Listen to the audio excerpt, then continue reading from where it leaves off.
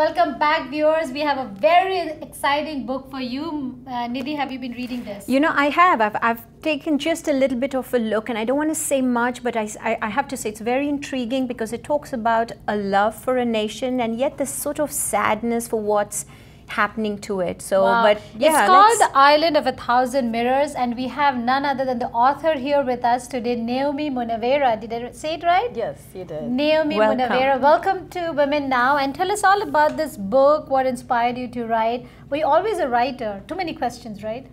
Okay, well, let me just tell you a little bit about the book. It just came out about 2 months ago.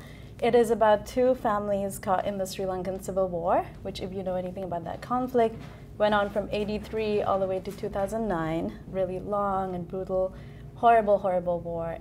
About 80,000 to 100,000 people died in that war. Wow. Yeah, so my book actually follows two families, one from either side, a Tamil family and a Sinhala family. And it's narrated... Tamil family and a Sri Lankan family? Tamil and Sinhala. Sinhala, okay. And it follows these two families as they go through the war. Okay. What really happens? I mean, is it a fiction or you really followed someone's story? It is fiction, but it's based on actual events that happened through the timeline of the war. That's kind of what I thought, because it's fictional, but it seems like there's probably a lot of facts that have gone behind this. But you know, I'm intrigued. What is your connection with Sri Lanka? And to a lot of people, Sri Lanka is either guerrilla warfare or cricket.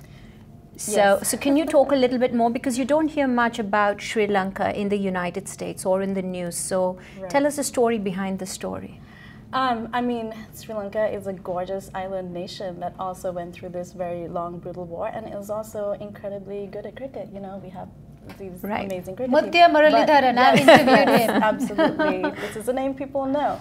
However, you know, the focus of my book is these two families going through the war. It's also about I was trying to tell the story of common people, which is often a story that gets lost. So you can read a history book and you can learn about the war, but I really wanted to make it personalized and talk about what specifically women had to go through as they went through this war. What triggered you to write the book? There must have been a place and time and an incident that actually got you thinking that I must write this book. What was that?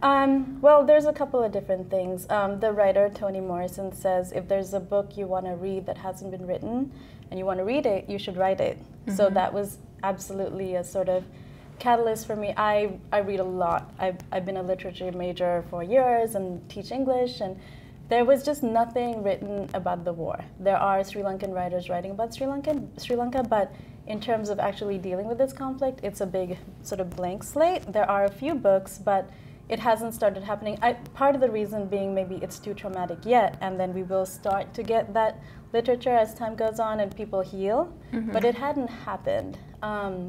The other part of it is I actually was born in Sri Lanka, but I grew up in Nigeria, and then we would go back to Sri Lanka for a month every year. So you've sort of emigrated like one of the characters in your book. Yes, yes. And then actually the third move was to America when I was 12. Okay. But we spent a lot of time in Sri Lanka, and I saw the effects of war on my family and on the nation in general, and sort of the way people became war became normalized. So a bus could blow up, you know, in the middle of Colombo, or there would be strikes, or, you know, there would be suicide bombing. And all of that was something that my family really lived with and became very normalized.